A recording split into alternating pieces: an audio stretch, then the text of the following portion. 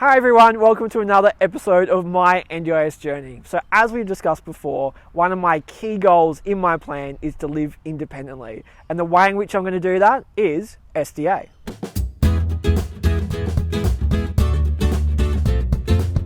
So SDA is Specialist Disability Accommodation. It's support from the NDIS for me to live independently in a home that is fully accessible for my needs. Also, just quickly, my stylist has advised that this covers my receding hairline, so I'm wearing a backwards cap. Let me know in the comments whether this is a bad or a good thing. So the SDA and NDIS, they're separate entities. Essentially, the SDA funds the bricks and mortar of the home or unit that you're moving into, where the NDIS are the supports for you to live in that home.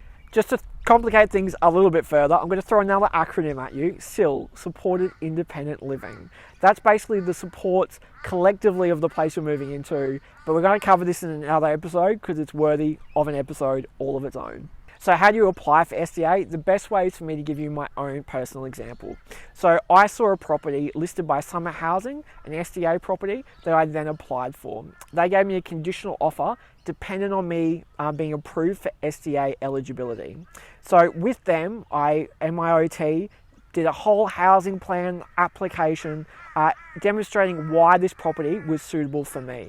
So this included going through and showing that there were no other properties in my area that were accessible and that this was in line with my plan, where I wanted to work, where I wanted to socialise, and all those different aspects. So doing this plan with Summer Housing and my OT, we then submitted this through the NDIS and it went to the SDA panel. So one of the really beneficial things to do when doing a housing plan is to get your OT involved. So they'll do a functional assessment and go through and assess all your different needs day to day, everyday living. So this will be really, really beneficial when putting your plan through because it'll evidence everything that you're stating really sufficiently. The other person to enlist the support of is your support coordinator if you have one.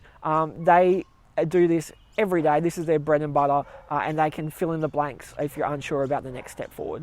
After looking at your application, the SDA will give you what's called an outcome. So this can be a positive outcome or a negative outcome. The positive outcome can even be for a different eligibility type. So it could be for a 3-to-1. So that's having one carer for 3 residents, or a 1-to-1, which is obviously one carer for 1 resident.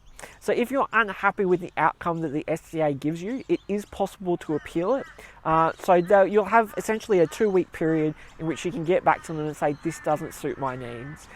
You'll need to provide some more evidence, so it's best to get in touch with your OT and your support coordinator and talk to the SDA panel about what they need you to evidence further.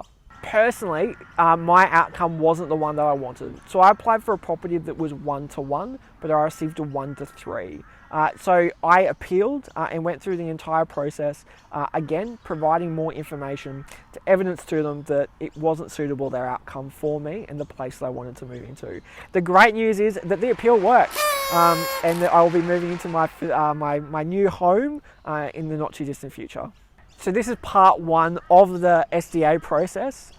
In another episode, a future episode, we're going to be looking at what it takes to actually move in, the sort of assessments that you need to make sure that the place suits all your specifications. And I might even throw some footage in of my own SDA home. For more information on SDA and whether you might be eligible, speak to your support coordinator if you have one, your LAC or your planner, or speak to one of the peak bodies like Summer Foundation and they'll be able to support you find your potential home. Plan Partners will also be adding additional resources onto their websites soon, so stay tuned for more. Subscribe for more of my NDIS journey featuring my move as well as other NDIS topics and developments.